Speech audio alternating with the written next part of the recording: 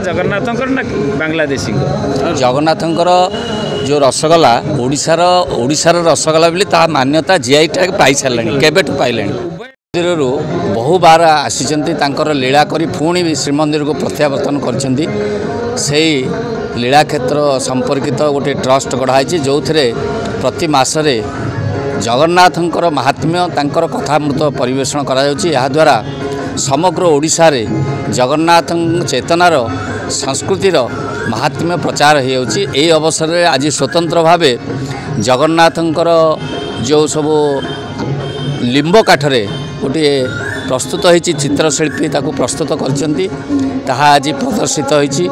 जगन्नाथंकर अति प्रिय जो गीत गोविंद एवं जो गीत से शुणिले महाप्रभु उठती एवं राति रे शयन करती से संगीत आज कार्यक्रम होची।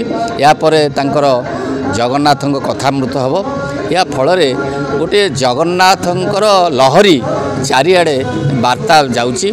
यह आमर ओडिशा पई गर्व गौरव।